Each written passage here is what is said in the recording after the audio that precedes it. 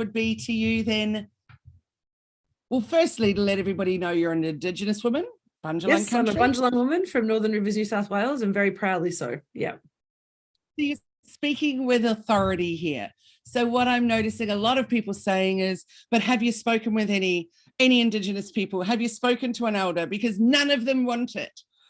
So clearly that is not the case. And so perhaps we could just start with exactly what is this and why do you believe it's needed? So thank you for the opportunity. I think it's and I wrote a blog last week, which was just a really simple kind of, I guess, an opinion piece to say that we just need to kind of stop catastrophizing the world and when it comes to the voice and referendum for both the yeses and the noes, to be honest. Essentially what the voice to Parliament is, it came out of the Uluru Statement of the Heart some years ago. And I think to some extent its connection with the Uluru Statement of the Heart has actually made it a little bit more confusing for people. So if we just step away from the historical piece and just talk about what the voice to Parliament actually is and what we're asking people to vote on the 14th of October. And this is a fact, this is just factual pieces, right? My job is not to try and sway or influence in whether people want to vote yes or people want to vote no. It's entirely up to them, as it should be. It should be an individual decision. And I think this is the key piece, right? Individuals have the right to choose. It's a wonderful thing that we have in this country, that we have choice and agency over our decisions. So importantly, I want people to recognize that this is a personal choice. And if you're making a personal choice, then it's beholden on you to actually understand the case as you're doing, both yes and no, so that when you make that vote on October 14, you actually know why you're choosing yes, and you know why you're choosing no. It doesn't really matter what the outcome is, to be honest. I would rather have an honest, open, and transparent referendum where people have understanding and knowledge, not just scuttlebutt and fake news and lots of scaremongering, which is what's happening. So I think I just want to start with that piece to start with.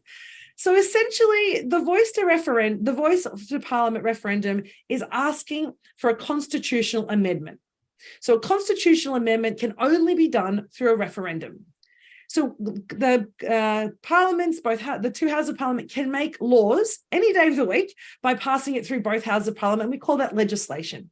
And so that can be changed at the whims of government. And we've seen that over in Western Australia at the moment, where we had the Western Australian Cultural Heritage Laws finally enacted last year, the change, and then revoked less than 10 months later after them being actually enacted. So legislation can change with the will of the government, essentially. What a constitutional reform does is it actually enshrines the opportunity to make laws and other things into a constitution. So we're not actually making legislation from this. It's actually the opportunity and the position to do so. So I'm not a lawyer. This is a layman's version of this, okay? I'm not a constitutional lawyer. I'm not a native title lawyer. This is just my understanding of the constitutional process, right? So please be mindful that I'm not coming this from a position of any technical capability, right? It's just my personal understanding and my research into this. So the proposed constitutional amendments ask for three things. The first thing is that there shall be a body, then this is reading from the statement, is there shall be a body to be called the Aboriginal and Torres Strait Islander Voice. That's the first thing we're voting for. The second thing is that the Aboriginal and Torres Strait Islander Voice may make representations to Parliament and the executive government of the Commonwealth on matters relating to Aboriginal and Torres Strait Islander people. So be very mindful of that, to make representations. So that's put their case forward to government about matters relating to us, not everyone else, not anything else, simply matters relating to Aboriginal and Torres Strait Islander people.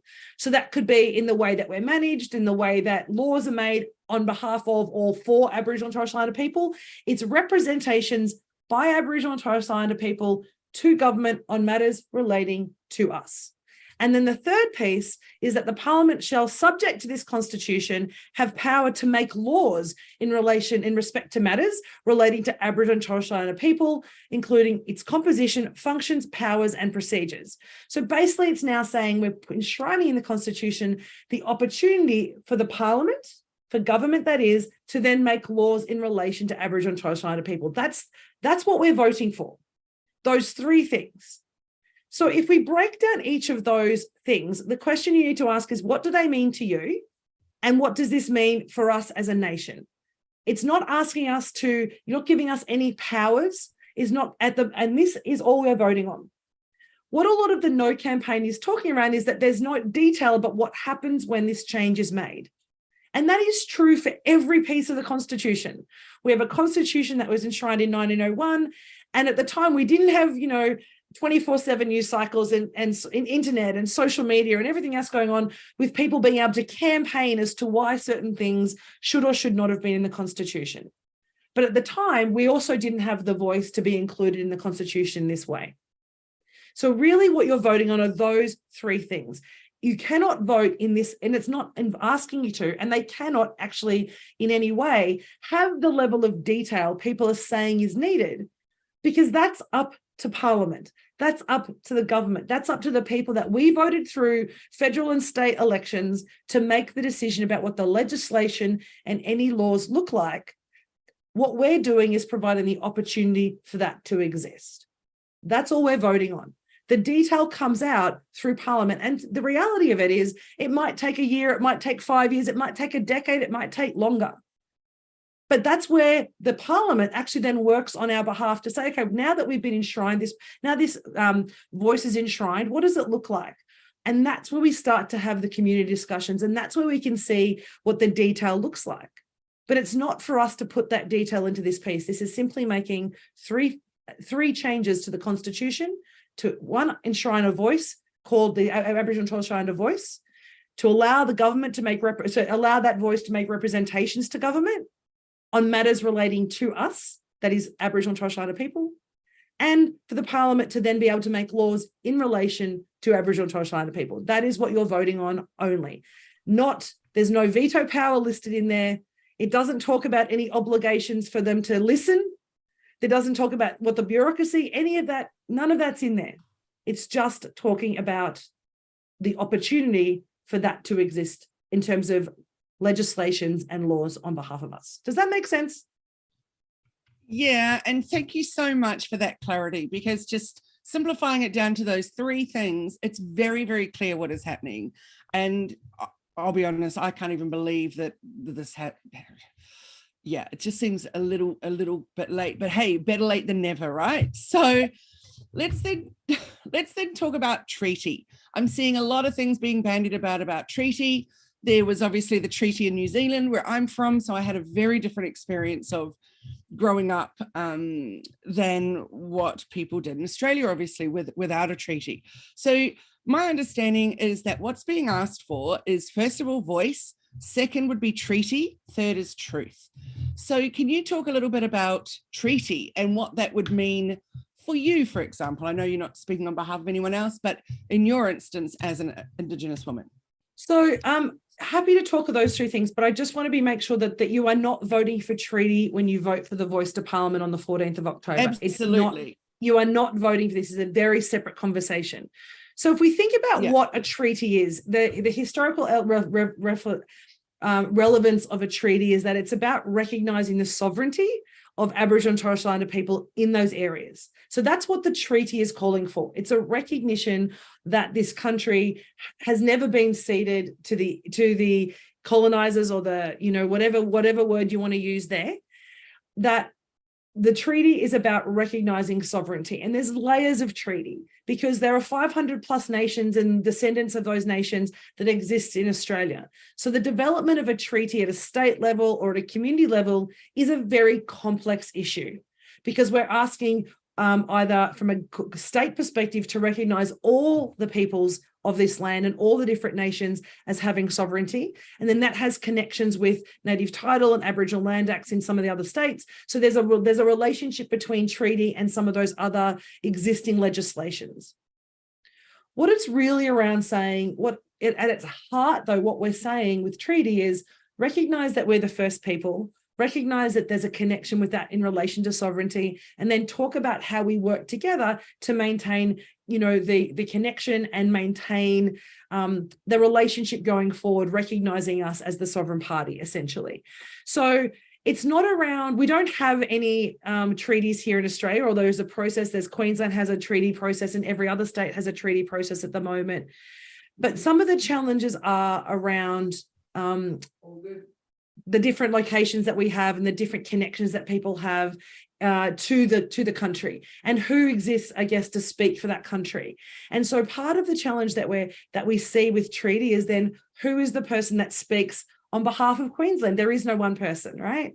So there's so do we create multiple treaties, or do we create one treaty that recognises all the parties? And then what does that look like? So treaty is an incredibly complex decision. There is a government department set up for treaty because they recognise the complexity and then the need for community engagement and consultation in order to make it work. So that's a very long process. The difference, I think, with other nations like Canada and also obviously in New Zealand and Aotearoa is that the treaty came very early on in the relationship. Not in all cases, because in Canada they are still doing treaties. There's some of the 5 core treaties, but there's still treaties being established now. Thank you. There's still treaties that are being developed now. But in Australia, we're 200 years down the track, right? The cart's already bolted. The cart and the horse are kind of gone. And now we're trying to put those things back together to develop what that might look like. Does that make sense? Absolutely. Yeah, absolutely. But and like you said, though, treaty isn't a done thing. This is about the voice. So treaty is literally removed from it. I just thought it was really important that people understood what that even was, what it might look like. Now, I want to read you something. So there's been a bunch of comments, which is just, as I mentioned earlier, blowing my mind. And we really welcome anybody that's listening in on this as a live stream to be jumping in the comments and asking any questions that you might have or sharing your thoughts. We're super open to it. But I want you to, I want to just read out this one that I read, which just, this is really was the heart of what made me feel so sad about it. So they said, this is why we must vote no to this racist voice nonsense to save Australia from racism, bureaucratic elitism, and communism. Unity, not division. Communism. So when words like that are being bandied about, that we're going to become a communist nation, if the voice happened, what? Jenni, share your thoughts around that. Amusement is what comes to mind, to be perfectly honest. To me, I guess what the reality is, we already have a racist society, and anyone who thinks otherwise is living under a rock. Let's face it. And that's not just about Aboriginal and Torres Strait Islander peoples. Racism exists as a human condition in the globe. It exists in the population. The difference is people can hold racist views of superiority and think that they're better than others. And that's really where racism comes from a fear of the unknown, and that there's a separation between us and them, and that kind of pure blood mentality that we used to see way back when. And that exists in a lot of people. When it becomes hurtful and weaponized is when people are trying to project their views of racism and superiority on others. And that's where we see some of the conversations coming from, is this belief structure of less than or greater than. That exists anyway, right? And I think we have to recognize as humans, as people, that the racism discussion needs to be parked. This has nothing to do with racism. Racism is someone's personal belief structure being imposed on other people's. This is not what we're trying to do. This is not what the voice is about. The voice is about recognition and an opportunity for Aboriginal and Torres Strait Islander people to speak to their representatives in government, to speak to Parliament about the impact of laws that could be made, of the impact of some of the really positive intentional policies. We could argue in the era of the 50s and 60s when the Protection Act and all the other acts were developed from the late 1800s through to mid to late 70s. Those acts were set up not to cause harm. They believed it was the right thing to do. The intention was true. The impact, as we've seen today, was division, was separation, was segregation, was essentially Australia's apartheid. And so the impact is what we want to talk to people about. The impact is what the voice will allow us to do, to share. This is a great idea. I like where you're going with this, but have you thought of the impact on the people on the ground? Because the reality is, people in Parliament live in an ivory tower and don't understand what the impact of their policies can be. And we've seen that through through COVID. We've seen that through a range of other policies that were initiated based on the belief that they were the right thing to do. But the right thing to do can still have incredibly negative consequences. And without the voice, that's the voice that we're trying to share, an understanding of the impact. And so we can represent our people's to government, where we haven't had representation since the nation was colonized. And really, how on earth is the Constitution weakened by just introducing an advisory committee? Like, it just Correct. And it doesn't make sense to me. 100%. And this idea of saying that there'll be weakening, it's not. The idea of the voice is not to provide a third layer of government, and nor will it. As I said, this is simply an opportunity. The reality, if we wanted to talk about reality, we could vote yes to the voice, and then no agreement is made about what that looks like. And it sits in, parliamentary limbo forever as people politic around what it looks like, who should be on it, how is it structured, what is it going to do, all those things. But without the opportunity, we will never have the voice. And that's what this is simply doing is, and I understand there is concern around, and there's constitutional lawyers from both sides talking around the negative and the positive impacts of this, but let's just take a step back. The voice will not have, and does not at the moment, it does not, we're not voting on the voice having parliamentary powers, veto powers, legislative powers.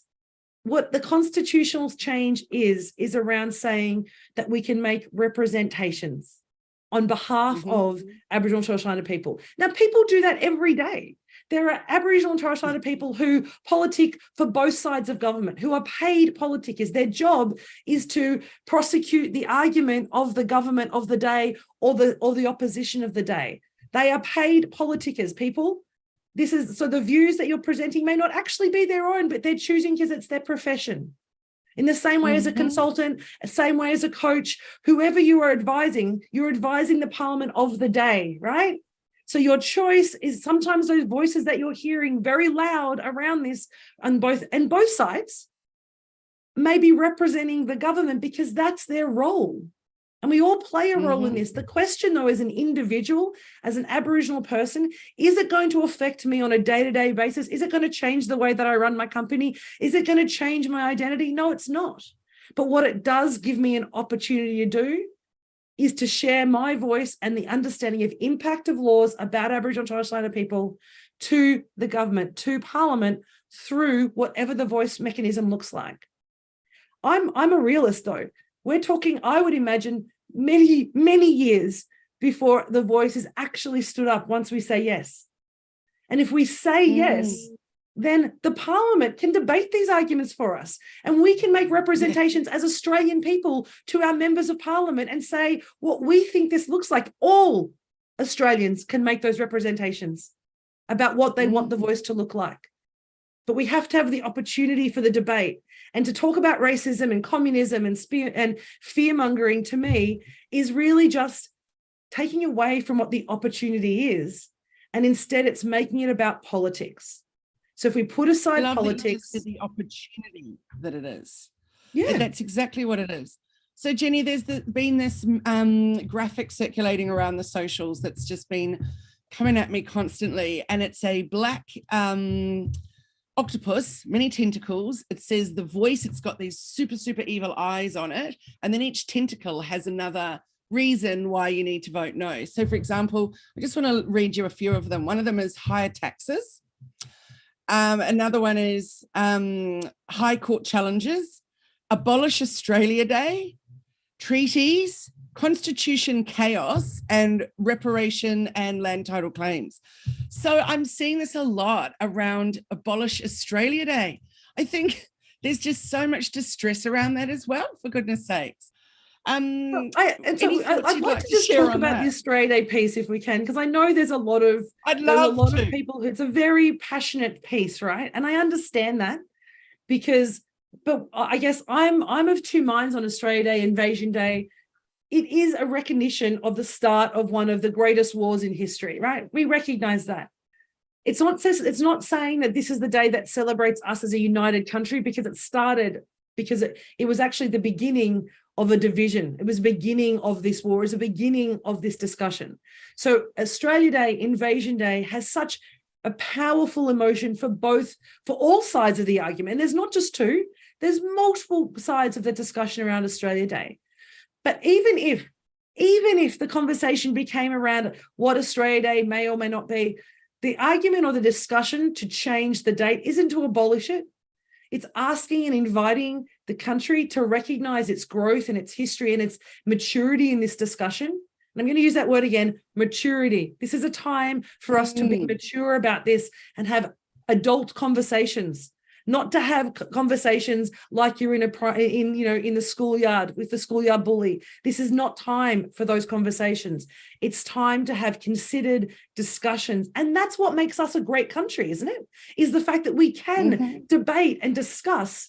This is not communism. If this was communism, we couldn't have these conversations. We would not be allowed to have these conversations, people. So the idea about Australia Day is simply about recognizing the impact, again, what's that word, impact that day has on many people. And it's not removing the day, it's recognizing that day has an impact in different ways and will impact people differently. So be respectful of other people's opinions. In the same way, if you wish to vote no, but do it respectfully. Don't disrespect others and you won't be disrespected either. That's a human condition, right? That's got nothing to do with race. What about, thank you for sharing that. Absolutely love Sorry, love get a little bit saying. excited about silly things like that. No, I appreciate it. I really do. I want to see what you think about this one. Here's another comment. They already have representatives in the government from Indigenous people, and they get more handouts than any white person in this country. Most of the Indigenous people want the no vote because it protects them all. Once they open this can of worms, they will all be worse off. How about that one?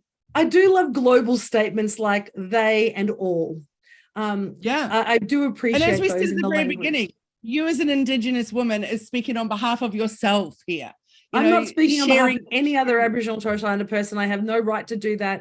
I'm speaking as an individual. For me, it's about opportunity to recognize. That's all it is. It's an opportunity to have a different discussion.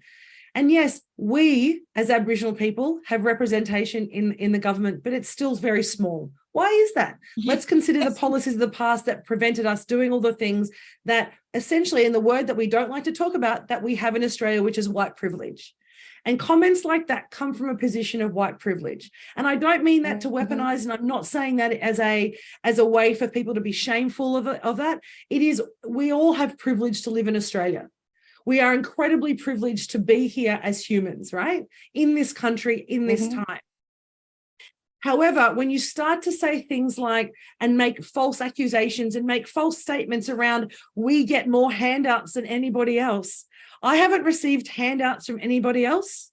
I don't get handouts. I work for the money and the whatever I have, I work for. What they may be talking about is some of the education initiatives, some of the health initiatives are instigated to try and close the gap that still exists between mortality, well-being, health, education, access to employment, that still exists as a result of policies that were only changed to the latest in the 70s. So these policies are not historical policies that no longer impact Aboriginal and Torres Strait Islander people. They're policies that have impacted our health and well-being as a community as a whole from the day the English landed here. Now, the reality is the conversation that we have living in Australia is always from the narrative of the victor. And we have to remember that, right? Where this conversation, this privilege, this white privilege that comes from the voice of the victor, because we have been the minority since colonization, since invasion. We have remained the minority. Yet if we consider the way that we treat other minorities in this country, we do not treat them with the same disrespect that we treat Aboriginal and Torres Strait Islander people on the whole. Of course, there are pockets of racism. We talked about that earlier. But if we think about the conversation, and again, let's put our big boy and girl pants on, people, and let's talk about this respectfully, and let's talk about the truth and the facts, and remove the emotion, and remove the scuttlebutt, and remove all the, the need to create an emotional response so it triggers people. Fear triggers hate, fear triggers racism, and fear triggers negative response. Let's remove the fear. Absolutely, Jenni. So one more thing I'd like to bring up, which is, unfortunately, I can't read it word for word because I did not copy it and put it in my notes. Maybe because I was so shocked. but it was about color of your skin. And so not yours personally, but just people saying, we're Indigenous, but then it was literally saying, but they're whiter than I am. And I remember having this conversation with one of the amazing business owners that was at your retreat week before last. And we were talking about that and how that felt for her. Again, not trying to speak on behalf, she wasn't speaking on behalf of everyone, but how it felt for her as an Indigenous woman, being asked, are you half caste? Are you this? Are you quarter? Are you whatever? So there was a lot of that kind of discussion going on in amongst this Facebook stuff I was reading and Instagram stuff. So what would you like to share anything around that? Yes, having spent much of my childhood being bullied because I was Aboriginal, despite being a paler Aboriginal, I still got called Blackie as a kid. I still got called Abo. I still got called horrible names worse than that in primary school, as did my sisters. I still had people ask me whether my mother was my nanny and not my mother, and how could she be my mother when she's Black and I'm not? For us, identity is about our blood. Identity is not about the color of our skin. For me, identity is about my blood. And my blood, it runs very deep and runs very loyal and becomes part of who I am, right? It is how we used to back, before the colonizers came here. It's how we defined who we could marry, where we could go. Our country, our land, our connection was defined by our blood. Now, if you're telling me because my skin is pale and my blood is not Aboriginal, I defy that statement from purely a scientific perspective. I'm the daughter of an incredibly proud Bundjalung woman who is the daughter of an incredibly proud Bundjalung man. And my grandparents be before them. Now, my blood runs deep. I cannot change my blood. I can get a fake tan if it makes people feel better about me being Aboriginal. I can wear darker makeup if it makes you feel better about me being Aboriginal. But it doesn't change my identity and it doesn't change how I feel about being Aboriginal. And I think that's the perspective. It's other people's views and their narrow-minded views. And we go back to the old, it's a meme that's floated around for years. If all of you who drink coffee and it's a latte coffee is still a coffee, even though it's got more milk than coffee. You still call it a coffee, but we call it a latte. Does it make it any less coffee? No, it's still coffee. So whether you drink tea, whether you drink coffee, whatever the meme you want to follow on, it doesn't change who I am. And if somebody else chooses to define me by the color of my skin, that is about them, that is not about me. And I would believe that most Aboriginal and Torres Strait Islander people would feel the same. I can't speak for anybody else. I can only speak for me. But for me, it's about my identity, not about theirs. So beautifully said. And I wish I could just reach through that screen and give you a big hug. How you stay so calm. And even before when you were saying, look, even if the yes goes through, or even if the voice goes through, it could be years and years and years and years and years before anything actually happens. And how you're not just infuriated with the unfairness of it all, but you'd go mad, wouldn't you? Anyway, so what I'd like to say to you is, I think, Kylie, to that point, if I may, there's a lot of arguments around the no vote, like that's, and there are a lot of Aboriginal and Torres Strait Islander people talking and saying the no vote because they personally don't believe it's the way to go. That's their personal choice, right? For me, any step to recognise Aboriginal people in the Constitution in more ways, to me, is a step forward. What comes out of that is us as a nation to decide. It's not just Aboriginal people who will decide what the outcome of this, if the vote goes through, the decisions that follow are made by all, for all. It's not made by just Aboriginal and Torres Strait Islander people. So that's the first thing. Will it deliver meaningful change? Who knows? Who knows? When the Constitution was developed in 1901, did anyone think, is this going to create meaningful change? No, It talked about laws and taxes and how we structure our government. It wasn't about individuals. It wasn't about impact on humans. It was about the government structure and framework, how we live. And this may not make meaningful change, but you know what? I'd like to see it try. I'd like to have the opportunity to make meaningful change. And that's what this is about. The treaty, yes, treaty should be prioritised, and it is being prioritised by lots of governments around Australia. and the state governments and the federal government are looking at ways to prioritize and manage treaty and work through treaty. But you know what? This is just one piece of the puzzle.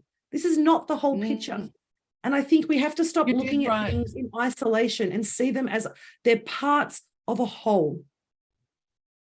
So with regards to that piece of the puzzle, and as you said already, there's many Indigenous people really consciously choosing no, and that's their piece. But what do you think's behind that? Look, so having interestingly enough, I haven't spoken to any Aboriginal people who are voting no. And maybe that's just the circle of people I'm around or those who want to share it with me. I think their campaign is one of two things. One, it's from fear. It's they're worried, or they're latching onto that emotional kind of argument around it. Or it could be that connection to the fact that they don't feel it's going to make the meaningful change that they want to see in the world, and they want to find a different way to do it. So I can't speak to why someone would choose no. Because to me, it's about, do I have the detail? No, you don't. So what? Does it really matter if we don't know the detail? We go to legislation, as I said, is created, but what it does, it's just opportunity. And I think they're missing the point of what this is about. And there's a lot of discussions and alignments brought into between this and the 67 referendum, where there wasn't a substantive no campaign, but there also wasn't social media. There wasn't, it was done in a very specific way. And I think we can't draw parallels anymore to that campaign or to any other referendums, because we have so few in Australia, because they're notoriously difficult, because we're asking to change something in the Constitution that can only then be changed back by another referendum. And so I understand them, but that, to me, that's driven from a sense of fear and the unknown. Whereas I live in a world of opportunity. I see the world one of opportunity. That's what we are as a country. That's what we've been known across the world as, a land of opportunity, right? That's all this is. It's an opportunity to just have a different conversation. And we should be brave enough as a country and as a society to have that conversation and to embark on this debate and to share this journey together. It's not about us and them. It's not about saying it has to be about every minority. This is about Aboriginal and Torres Strait Islander people, the first peoples, the oldest living culture in the world. Be proud of that. Rather than isolating and separating, be proud of every non-Indigenous person's in Australia connection to the oldest living peoples of the world.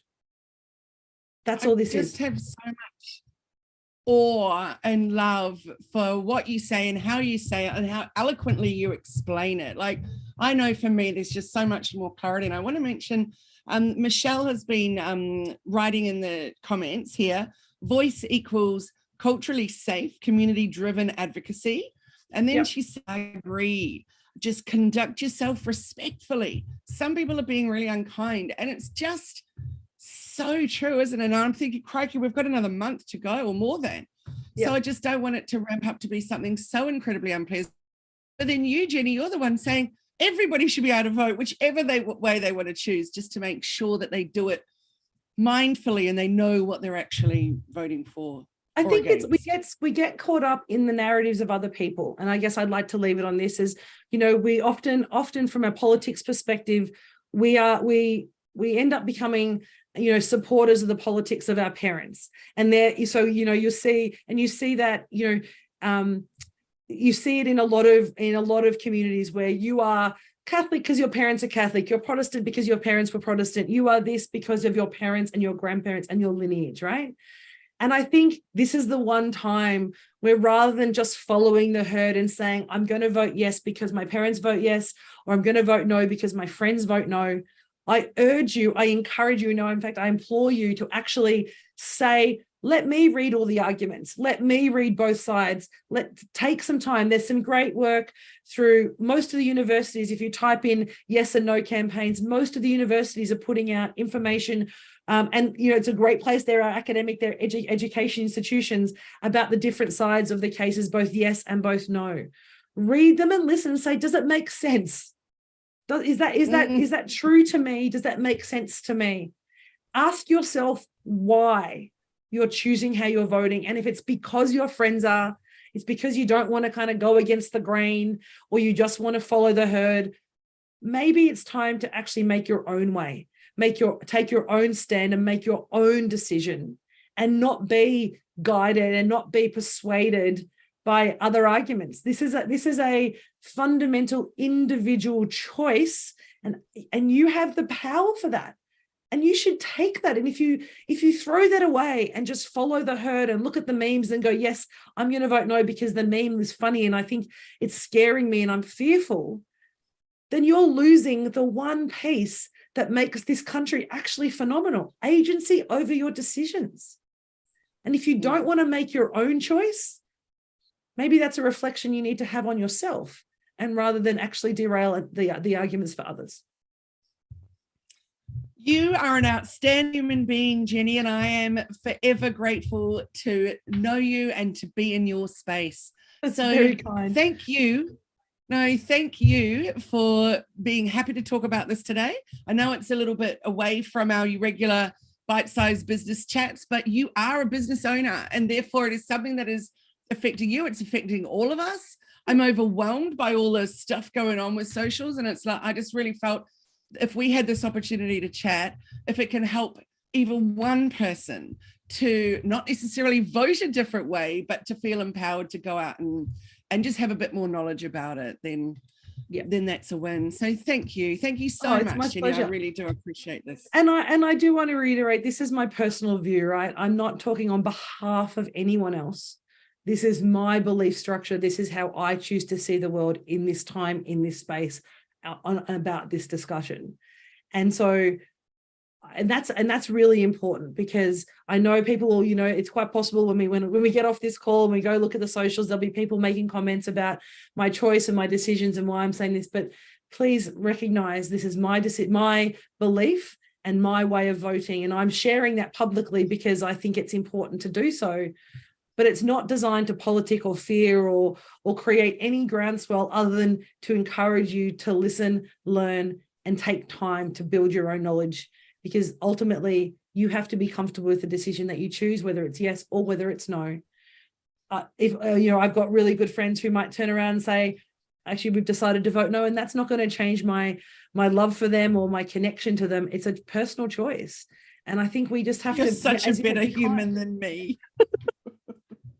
You are so much better a person than me. I am very much based on how things make me feel. And no, we cannot. Oh, that was very clear through the whole pandemic. Yeah. Well, thank you for the opportunity to talk and share. It's actually been a privilege to be able to share and to be able to have conversations with you like this. When we could do what most people do, is stick their head in the sand and turn up on the day and go eeny, meeny, miny, mo. But you know what? Just own your decisions. That's all I'm asking people to do, is be considerate, be kind, be respectful, and choose. Make a choice. Don't just go to the default. Beautifully said. Let's repeat that. Be considerate, be kind, be respectful, and make your choice informed. Correct. Rather than just throwing a dice on the day. Yeah. Thank you, Jenni. Thank you, Kylie. We're going to chat about SEO for beginners, and I have one phenomenal way that you can all change the way that you show up in a search so that it's your business over and over and over. So I'm really looking forward to talking about that. I'm so excited about that too. I cannot wait to go back to conversations around business and growth. And I really hope that this has helped people at least take some time to be empowered, do some research, and go forward. If people want to reach out, feel free. But Kylie, if we want to reach out to learn more about what you're doing before we talk about SEO next week, how do we do that? Jump on to hellomedia.team and you'll be directed to all the places. Jenni, how can people find your blog? Obviously, we'll put a link to it in the comments, but I know that people will want to find your website and then be able to read that blog. So elephantintheroomau.com is the website. You can go to our blogs under on our website. So elephantintheroomau.com. You can also find us on socials at elephantintheroomau. Beautiful. Love it. Awesome. Thank you. Thank you everyone for joining in. Thanks for tuning in to this episode of Bite Side Business Life podcast. Be sure to subscribe and follow us so you don't miss any future episodes. Thank you so much, Kylie. Thanks everyone for listening, and we'll see you again next time. Bye for now. Thanks everyone. See you soon. Have a great week.